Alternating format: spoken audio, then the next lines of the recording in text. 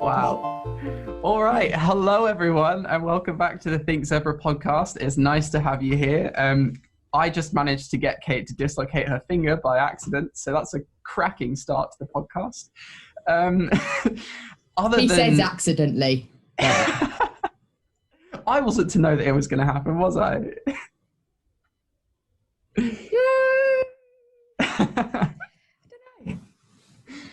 All right. So other than the dislocated finger, which is now back in place, how are you today, Kate? Yeah, I'm all right. How are you? Yeah, I'm not too bad, all things considered. Obviously a bit of a chaotic week regarding the news and Christmas plans changing and everything last minute, but otherwise okay. Yeah, a bit of a tough one. I hope everyone out there is doing okay, everyone listening. So this week we have a bit of an extra special episode, if you will. We're going to be talking a bit about Kate's story with chronic illness, kind of your journey from beginning to now, and how you've managed things throughout, and how you're finding it, and that kind of thing. So let's just jump right in, I guess. So Kate, what chronic illnesses do you have? The main ones are Ehlers-Danlos Syndrome, EDS, and Fibromyalgia. I've got several comorbid issues as well. So I've got some heart stuff and organ stuff, the boring ones. Yeah. Some mental ones, because, you've got to mess it all up. You've got to have the brain messed up as well. You got to get the full set, don't you? Exactly. It can't be boring with just one of them. We've got to be physical and mental. Exactly. So for those people out there who don't necessarily know what Ehlers-Danlos Syndrome is and fibromyalgia, can you kind of explain them briefly, like what they are? EDS is a genetic mutation of your collagen. It's a genetic illness, and it mutates your collagen, and there's 13 different subtypes of EDS.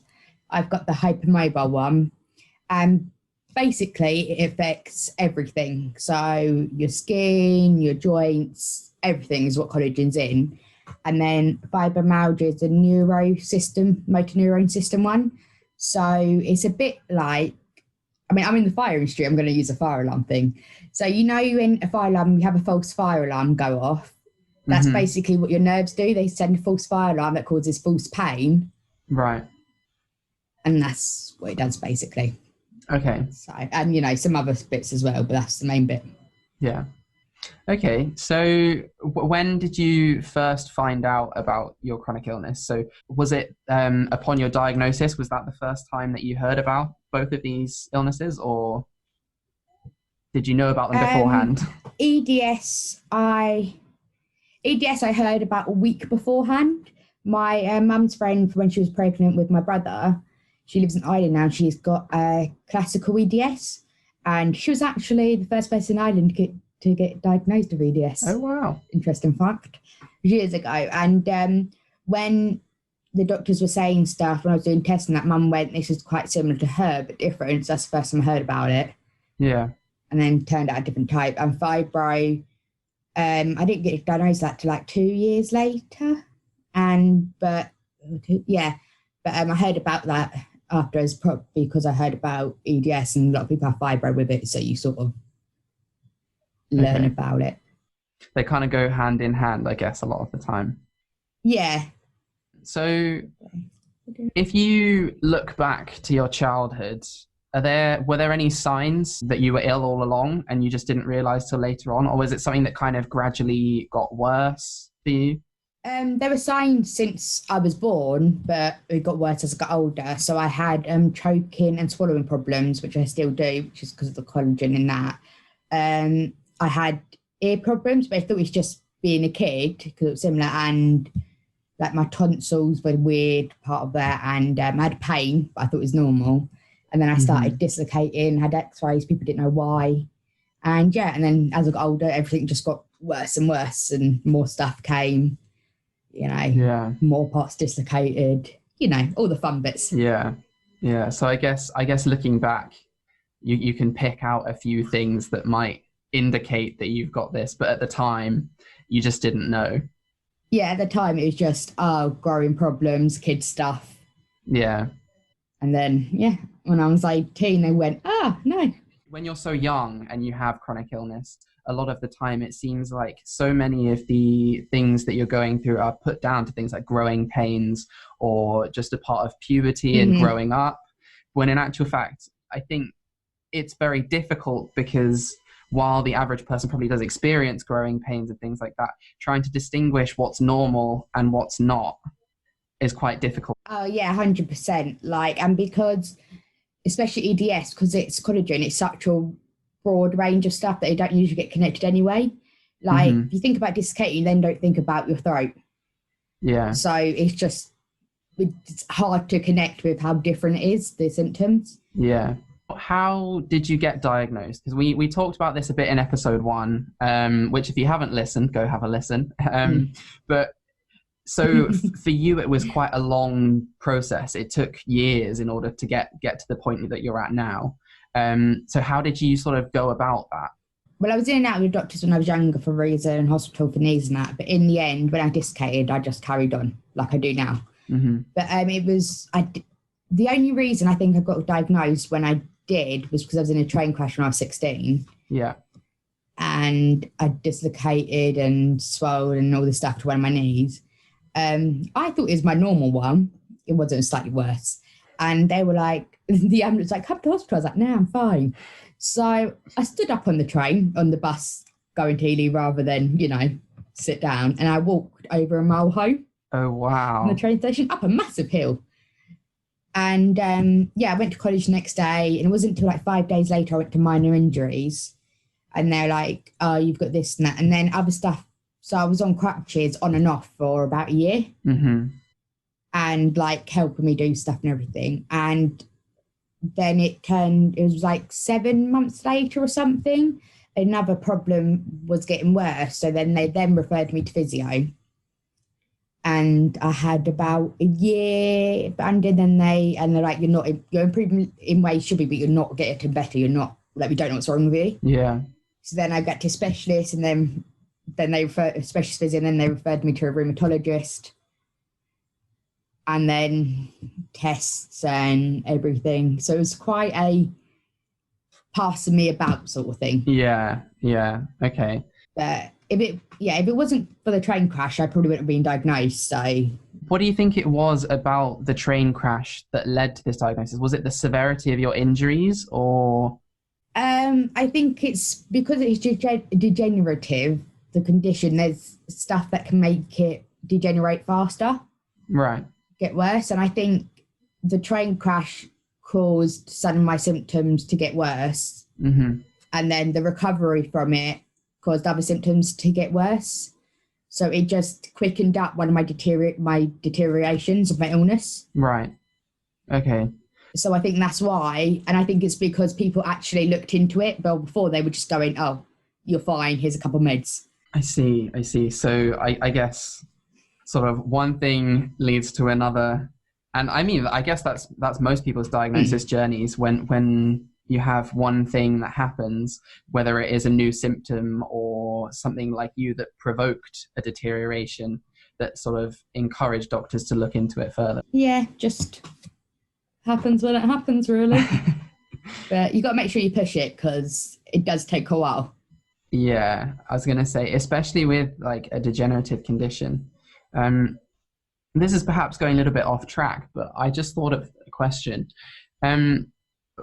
Because the illness that you have, EDS, and I believe fibromyalgia as well, they're both degenerative, as you've said.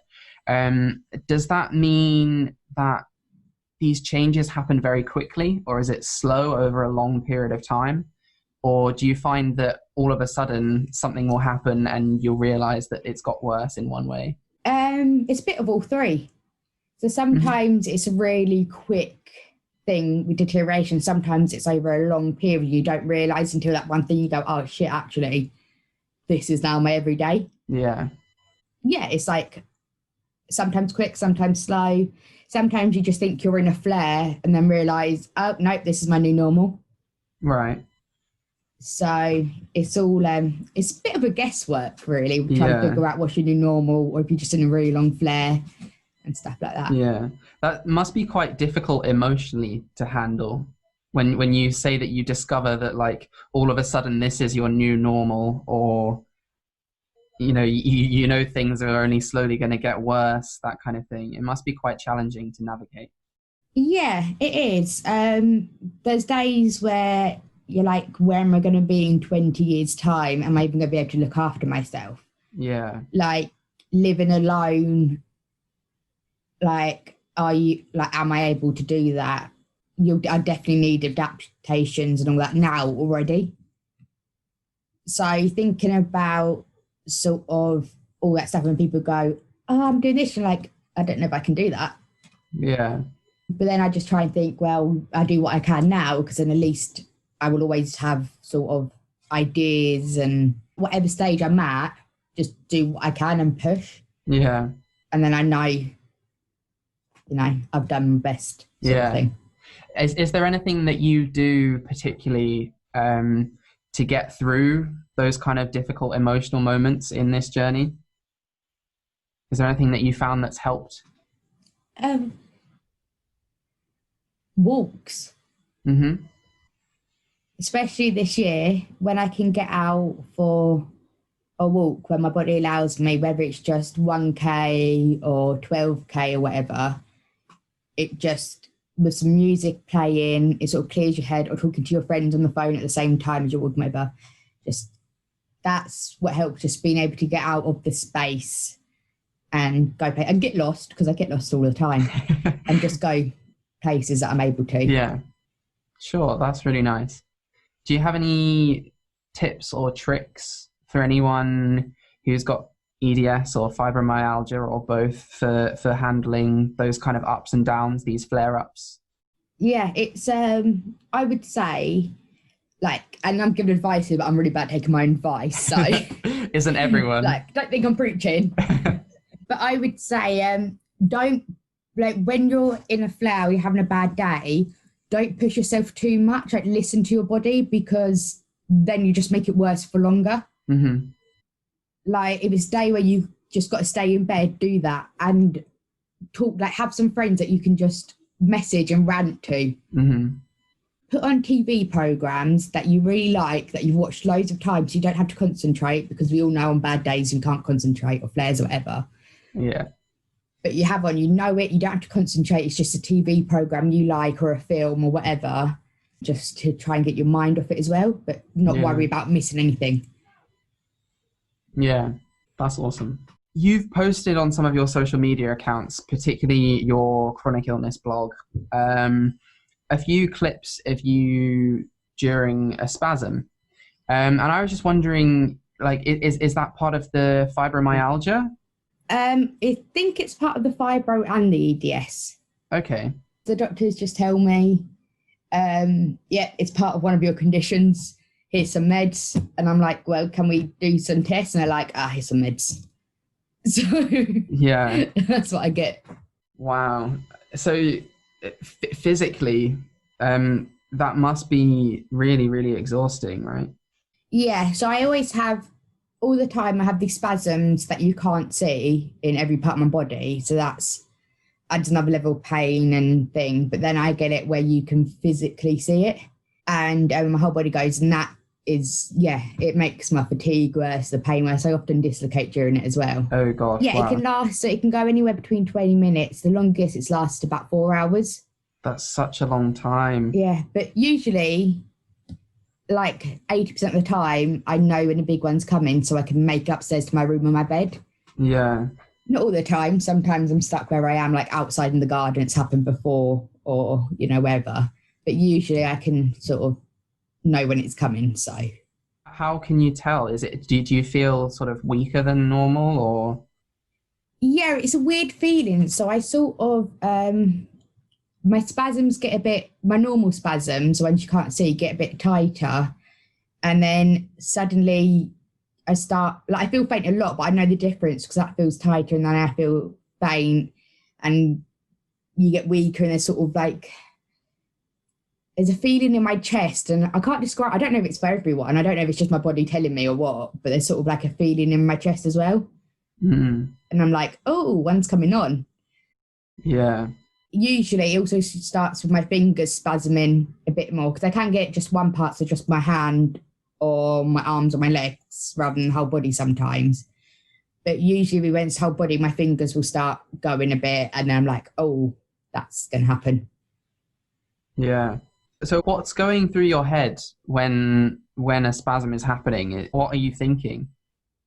When was the last time I took my spasm meds, really? When can I take the next lot? Yeah. Yeah, I take spasm meds every day to try and stop them, but they don't really work. So yeah, it's more just when can I take them again, and you know, hoping someone's in the building so they can get me my meds. Otherwise I'm sort of just stuck. Yeah. Because you don't have any control over any of this. It must happen at some really inconvenient times as well, some of the time. Like the whole my body ones only really started this year. Usually it was just one part of my body that you could really see spasming. So like when I was out on a walk and my legs started going, or at work and my hands started going, it does rude gestures. Or at an OCR when it goes and it looks like you're doing rude gestures. That's always great. And you're like, and then I just play up to it. I'm like, yeah, it's a bit of fun. It's laugh. But yeah, the full body ones have only really started this year. And so I've been inside for most of it. I mean, out in the garden probably, where I was sitting outside and then my head kept banging against the house wall. That was probably not the best one. Yeah. That's happened a couple of times. But yeah, I haven't really been out this year, like none of us. So I've been all right so far with the full ones. True. Yeah. Does that also give you kind of a level of anxiety with like going out and about, like not knowing if it might happen while you're out as well? Yeah, it does. It's always like whenever I go out, I've always got to triple check I've got my meds. I've always got to check I've got a drink on me, always knowing where there will be somewhere for me to sit or where there's a sort of safe space, if you know what I mean. Yeah. And my worst ones when my hands are stuck in fists, then I hate going outside. Yeah. Like that's my night. Like I can't do it. I can't go outside when my hands are stuck in fists. It's just, that's my worst one. Yeah. Because I guess in that situation, there's really not a lot you can do for yourself. If your hands are stuck in fists, you can't pick things up. No. You can't even massage some of the areas to try and get rid of some of the pain or whatever. Like that's it. Yeah, that's it. You're sort of stuck. And even when they start opening up again, like if we had a meal planned or whatever, I just wouldn't go. Like, because the looks you get when you're trying to, like, it's just, I can't do it. Like, I'm all right with my dislocations out in public. I'm all right with my one body part. I probably won't be all right with my full body spasming, but I'm all right with all that. And my walking stick and all that. But the hands are the one that gets me. Yeah. That's so understandable. Like, that would be pretty rough. I guess it kind of goes to highlight the importance of trying to make spaces accessible. Like, for both the disabled community and like the chronic illness community and beyond, like making sure that there's space for people to sit down if they need to, there's spaces to give people extra privacy if they need it, that kind of thing. Like it is really important, because I think the average person wouldn't necessarily think twice about it. No, they don't. But then when you have one of these conditions, you need that level of security to make you feel comfortable enough to go out and do things. Yeah, where it's like all these places where the toilets are upstairs, and some days I look fine, but I know if I do the stairs, I'm going to be buggered. So you go and you ask, and a lot of times the disabled toilets are locked and you need a key. And you're like, can I go in? They're like, no, you're fine. And you have to sort of explain yourself. And that it's like a lot of these you can't see. Yeah. And you sort of explain yourself why you need the key to use the disabled toilets. And that's really embarrassing. Like, it shouldn't be, but it feels like they don't believe you. And you're like, no, I've got this if I do the stairs, blah, blah. Yeah, and then you feel like you have to recite the whole story in order to just use the loo. Like, yeah. And nobody should have to feel like they have to do that every time. I just need the toilet, please. Exactly. It's like when you go to the disabled loo and then you come out and people look at you like you shouldn't be using it, or people say stuff to you. I've had that before, and people go, you shouldn't be using the disabled toilet, weren't you brought up better? And I'm like, I'm disabled. Yeah. I needed to use it today. I don't use it when I don't need to, but today I needed to. Yeah. So that's a bit annoying. Yeah. I guess trying to encourage people to approach those kind of situations with as much kindness and sympathy as possible, just like quietly understanding that if someone asks to use the disabled loo, they probably need to use the disabled loo. Like they wouldn't ask if they didn't need to, you know? Yeah. It's as simple as that in No, some cases. it's not something you do. It'll get better with time. It's one of those things. Yeah, hopefully. So we touched on this briefly earlier when you were talking about your antispasming medications. Like what sort of treatment is there available to you? Like how many medicines do you have to take regularly? At the moment I take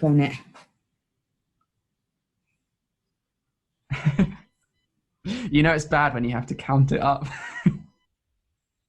yeah. Take about 13 different tablets and then some vitamin tablets I have to take because my body doesn't absorb stuff the same way. And so I take between 40 separate pills to over 100 a day, depending on the day. Wow, 100 a day if you're having a bad day. Yeah. That's a lot. I mean, people joke about going on a pill diet, but yeah, I literally am. No, because there you have a minimum between. So a lot of my meds, especially my pain meds, I have the minimum amount I have to take every day, and then I've got a highest amount I can take on my bad days. So a lot of my meds, there's a range of how many I can take with them rather than a set amount. So, I mean, it's good. It means I'm not always taking the highest amount if that's what it was. But yeah, there is a minimum that I have to take. So I can't take below that because it just don't work. Yeah. I guess in some ways that's quite a sort of a logistical and organizational feat to make sure you take enough of the right things every day. Like, do you have like a little regime or like a little pill box where you lay everything out? So there's a drawer next to my bed and it's locked with those magnet things to my cousins, and that's I call it my drug drawer. You know, isn't best to say because I always forget. I was like, oh, it's drug time. And my little cousin's like, oh, drugs. I'm like, no, medicine, sorry. So I have that, and that's all separately spaced, and they're all in their own parts and everything. But yeah, and I don't have all the pill boxes. I don't fit enough in. Oh, really? So it doesn't really work. Yeah, they don't fit enough in. So it's just more I have to wake up 2 hours before I'm planning to get up to take my meds so I can get out of bed. But other than that, it's just trying to remember to set an alarm for the next time I have to take my meds and how many I took of what. And so it's just the sort of remembering. If I forget to set the alarm, then I'm like, oh, shit, when did I take them? Yeah. So it's sort of just the whole trying to remember it, really.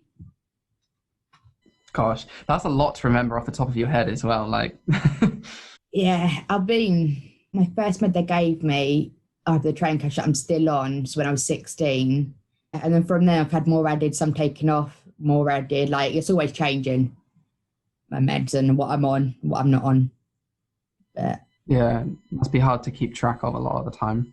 Yeah, I've got some meds that are just for the bad days that are some of the strongest you can get, but they don't even work, to be fair. Like none of my meds really work, so it's sort of just trying to ease the level so I can actually do something, or ease the level so I'm not, in pain or on bad days when I'm stuck in bed, so they're sort of not so unbearable. Yeah, I guess so. And then the other thing, because obviously this is only one aspect of your life. Like there's so much more to you as a human being than just having EDS and fibromyalgia and all of your other things that you've got going on. You work from home, presumably part-time, is that right? Yeah. 0-hour contracts. Sometimes I'll do 4 hours, just depending. Yeah. How do you find balancing that with your chronic illness? Well, the company was taken over, and so there's new people in charge. So with the old bosses, it was really easy. Like, I had my work, I did it, I knew what my work was. There was always way too much work, but I always managed to do it. Like I said, this is when I can, this is when I can't. Like they would just go fine. The new bosses, it's a lot harder. Yeah. I don't think any of them listen to my podcast, so that's good. But yeah, so these ones give me my work, but don't give me my work or, you know, pay me properly or any of the stuff. So it's more just, I'm trying to find the right rhythm, I suppose. Yeah. And I suppose when you're reporting to different people, they have different experiences and different ideas about chronic illness and disability and stuff. So do you find that a lot of the time you have to kind of educate them a bit in order to make sure they understand? Yeah, so when the new people took over, I had to write out my illnesses and how they affect me and send it over to them. That was the HR woman, who's lovely, to be fair.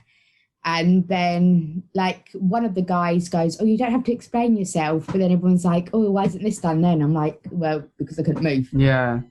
Yeah, it's a little bit tough. A lot of them, I suppose, with the old bosses, I used to go into the office when I could, and I started working from home just before this time last year, October time. But I would go into the office and they knew me, they saw stuff, and they saw me on some of my bad days and all that, so they understood. Here, I don't know any of them. Like, so they don't understand it. Yeah. So it's a lot harder to try and be like, "Oh, I only did 3 hours because my body started spasming." Yeah.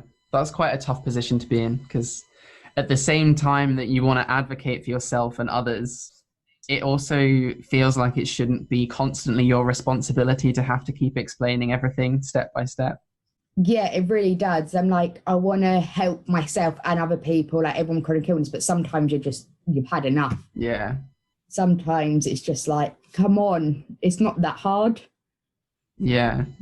Yeah. You do what you can. So then outside of work, what sort of hobbies do you have? Like what do you get up to? My main thing, not this year obviously, my main thing was obstacle course races, which I mentioned before, the dislocations. So that was like every weekend during spring, summer and autumn. I didn't do the winter ones, they were too cold. But that was most weekends, marshalling and some running and that. And then it's really like the normal stuff, I suppose, just trying to do anything I can really to, when I'm on good days, try and have stuff booked usually. Yeah. Yeah, and I guess you have to try and get that same level of flexibility where you're surrounded by people who understand if you have to drop out last minute for one reason or another, and they kind of get you in that sense. Yeah. How do you find the intersection of your hobbies and stuff with your chronic illness? Is that easier to navigate than work or more difficult sometimes? Depends what areas. So OCR, it's quite easy. They all know me and they all know. So if I end up can't come, I just email and they're like, "Oh, that's fine, don't worry. We're having a bad day." So that's quite easy. If I dislocate on course, they're used to it. You know, most of them. There's always some new ones that get freaked out, but most of them are used to it. And if I end up on crutches or whatever. But friends can be harder. Like some of them are really understanding and everything and they're great. Some it's harder, especially when you all work different jobs and different hours and then suddenly you're ill and you can't make it the one time you're all free. Yeah, I was going to say, those situations can be really tough because you don't want to let anyone down, but you've got to do what's best for you in that situation, don't you? Yeah, always hate doing that. I hate having to cancel plans. Like I always feel guilty, even though it's not your fault. I think it's natural to feel guilty when you have to cancel something, whether it's because you haven't got an illness and your car broke down or whatever. Yeah. I think you just feel guilty no matter what. In a little bit more kind of summarizing as a whole, I've got a couple of last questions for you. What has been your highest point and your lowest point of your chronic illness journey so far, do you think? I think my highest points are completing MUD 7 and climbing Snowdon and raising money for the charity. I think they're my top ones. Yeah. And probably doing this in the blog as well, anything that's hopefully helping other people. Yeah. I think. My lowest point, there's been a few. I think it was actually this year with lockdown and everything, and my depression got bad and the spasm starting. Yeah, I think it was this year. It was just the feeling of it's happening again, if you know what I mean. Like, I'm getting worse again, and I can't even go to the doctors properly to try and like, it's all over the phone to try and understand it. And being dropped from physio, rheumatology, and my pain specialist this year because there's nothing more they can do for me. Is what the letters said. That's tough, yeah. So that was annoying. Yeah.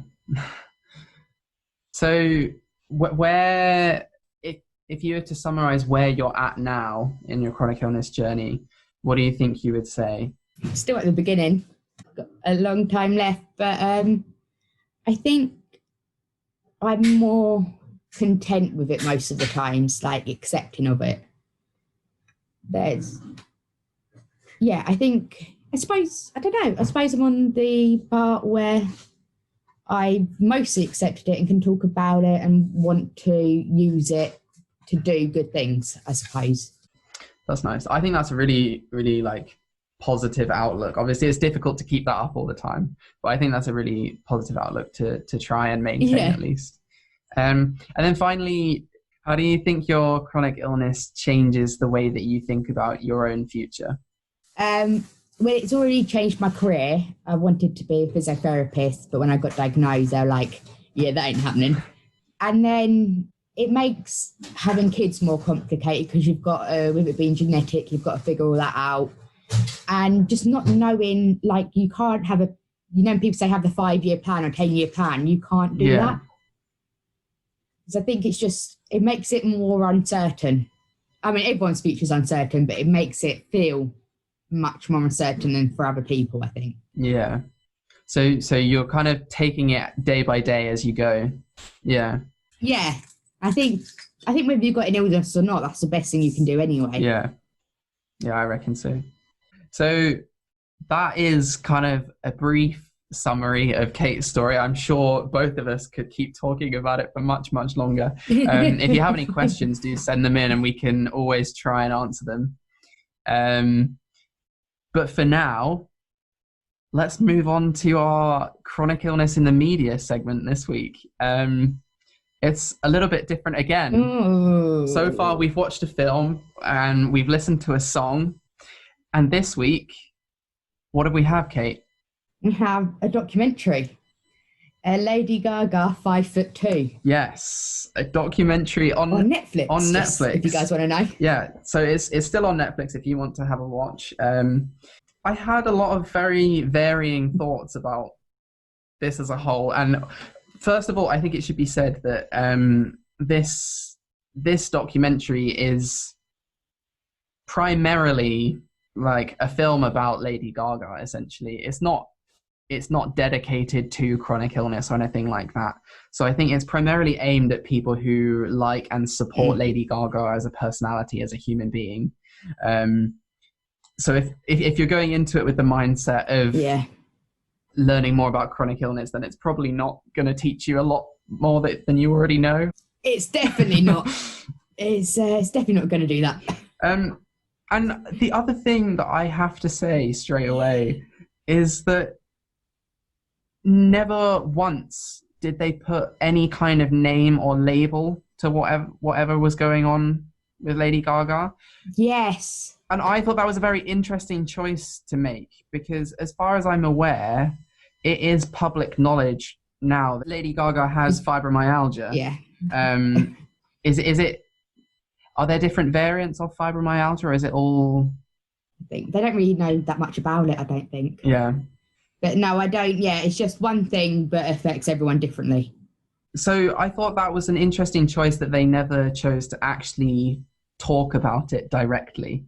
They just sort of skirted around the issue. They showed you some of what was going on, but never actually talked about it. Yeah, so you didn't really learn that much about her anyway. You didn't really learn that much about her. Yeah, I have to agree. For about the first half of this documentary, it's mostly just following her kind of day-to-day life as a pop star, I guess. Her recording music, doing gigs and shows, and trying to earn the right to headline at the halftime NFL show. Is that right? I think Yeah, the Super Bowl. the Super Bowl. Yeah. So it's not centered around chronic illness by any means, but there were a few things that came up that I thought were interesting. One of the things that she mentioned was that she often feels that when she feels more depressed or anxious, a lot of her symptoms get worse. She specifically said that her spasms get worse when she's more depressed or anxious. And I was just wondering if that's something that you had in common, or if you feel differently about that, Kate. No, I think it can. I think if you're, when you know your mental health isn't as good, you're paying that. I don't think it gets worse. I just think you can't deal with it as well, so it feels worse. Okay. Like it might get worse, but it definitely feels worse. But I think part of it is the fact that you can't deal with it as well. I think that you focus on it more than you would normally. Yeah. I think. I don't know. I'm not a doctor, but that's what I think. I mean, it's quite hard to quantify pain, isn't it? Really, anyway. So yeah, it's different for everyone. Anyway, when you live with it, you sort of get used to it. Like I'm well good with dislocations, really bad with a paper cut. Yeah. I don't know. Were there any moments that kind of stood out to you for good or bad reasons? I liked the bit where she said, like, she admitted that she has all this money and all this extra help. And she was like, I don't know how people who don't have this can deal with it. Because obviously people watching that, they won't get, they'll just think, oh, everyone gets treated like that. Yeah, which is definitely not how it works. Yeah, so I did like that was mentioned, because like the bit with her and the doctors, like I've never had any of those treatments even mentioned to me, let alone getting them. Yeah. You know, so yeah. It's definitely money helps in that situation. Yeah, I think so. And I think the fact that she's able to recognize that is quite good as well. Yeah, 100%. I think there were a couple of things that she said that kind of resonated with me. And these are just like direct quotes that she said. The first one was, I just feel like I'm losing everybody. And that was actually in reference to another friend of hers who was suffering with chronic illness in hospital. But I think that's quite a common thought process for people, like family and friends of people with chronic illness, to go through. And I feel like that kind of resonated with me on quite a deep level. Because even as someone with chronic illness, yeah, same here. It's like sometimes, because it feels like people don't necessarily understand what you're going through, it feels like they're kind of being pushed away from you, or you're kind of not as closely connected to them as you thought you were or you want to be.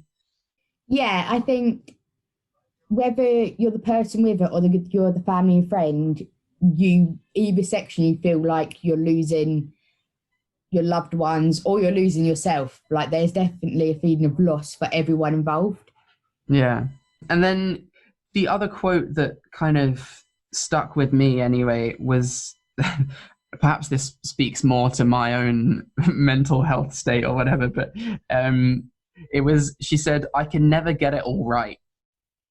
And it's so relatable, I think. Yes. It's so relatable when you're living with chronic illness, to feel like as soon as one thing goes right or one thing goes well, something else goes wrong, and it's mostly health related. Something like, it just feels like you can never quite have everything going your way at any one time. It really does. So that just really stuck with me.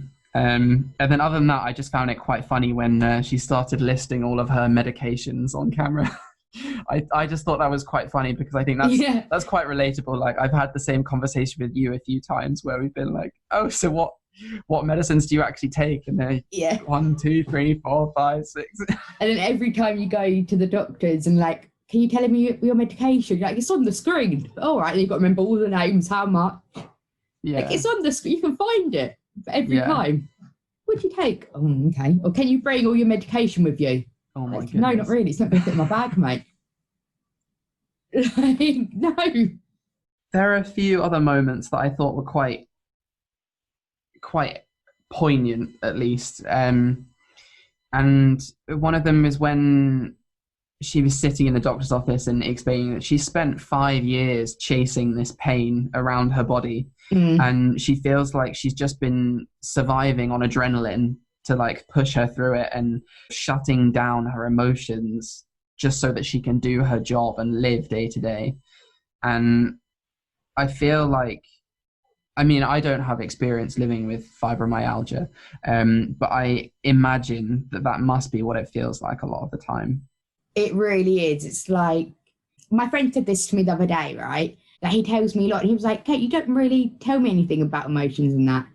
And I was like, well, I think when you're in chronic pain, you've got chronic illness, you shut it down because people don't understand, or they are fed up of hearing it after a while, whatever. So you just go, yeah, I'm fine, I'm okay. And you don't say it. Yeah. And he said the thing about men should be able to cry, which they should, and open up, 100%. He was like, people with illnesses need to be able to feel like they can do that as well. And I don't feel like you do. Yeah. You shut it all away because if you let it out, it's all going to come out. And like, you feel like you're bothering your friends and your family enough already. Yeah. So you just bottle it. Yeah, definitely. She was saying that she's sat in an MRI machine for 3 hours at a time, only to be told to take some painkillers as well, which I thought was sad but true. A lot of the time, I think. It also showed to me another important aspect, I think, of kind of the humanity of living behind chronic illness. Because I think it nicely showed that she'd obviously developed this kind of sense of humor to kind of help her get through the lived reality of her chronic illness. And I feel like that's quite common for a lot of people. Like, just make a joke about it because it lightens everyone up. Yeah. The only problem is when people then start making jokes and they take it too far. They're like, you joke about it, you say that. And it's like, yeah, but I've got it, so I can. Like, that bit, no. Yeah. And you don't, but I think you'll do. I think, like, you're like, oh, dislocated. You know, you make it funny. Like, because otherwise it's sad and awkward. Yeah. I know what you mean. So, that being said and done, overall, what were your thoughts? I thought it's a bit boring as a documentary in whole, got to be honest. Yeah. But I thought, seeing as it's not a documentary about chronic illness, it did have some really poignant points. Yeah. And it did share a bit. But if you want to learn about it, it's not one to necessarily watch. You know. So what about you? Yeah, I agree. I think it was interesting to see those moments where she shared some of the vulnerable parts of her chronic illness, and the fact that she kind of shared a lot of sentiment with myself and others who live with chronic illness. So I think that was good to see, and perhaps might help people talk about it a little bit more day to day. But I think I do have to agree that it wasn't the most thrilling thing to watch. But then I'm not a Lady Gaga stan. She's not my favorite person. No, me either. Well, yeah, me either. And those sort of I love documentaries, but those sort of documentaries don't really intrigue me. So yeah, I'd say it kind of help. It did what it said on the tin, really, for me. Like, I knew it was going to be a documentary about her, and it was about her. So they did what they set out to do. It just wasn't my cup of tea. They did. Yeah, when you've got a can of tuna, it comes out tuna. You're there. I don't know where that came from. You do have a way with words, Kate. I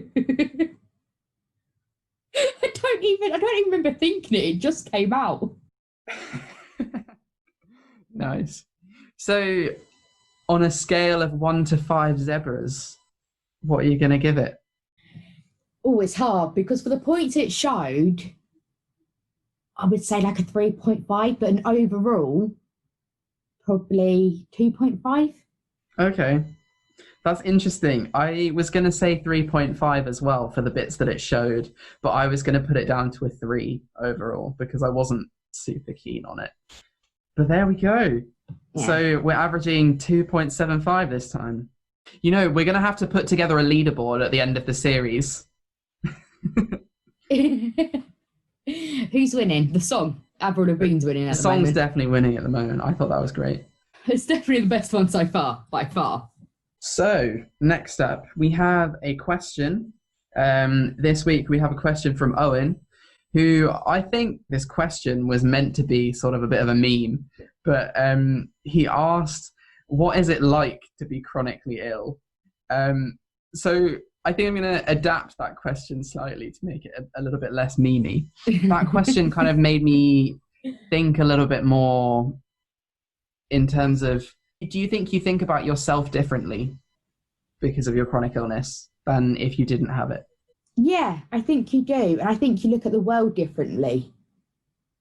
Like, I think it adapts the way you see everything, really. Like, you notice different stuff, you have to plan different. It's like the rose tinted glasses have come off. Yeah. And you see a little bit clearer. No, I like that. That's a great analogy. Thank you.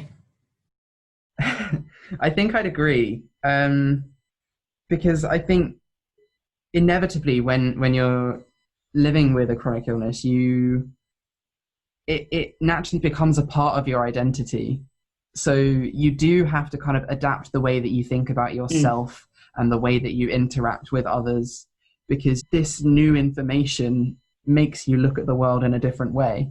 For me personally, anyway, I feel like I've got more emotionally mature during my process, at least. Because I think I've learned more about myself and other people as a result.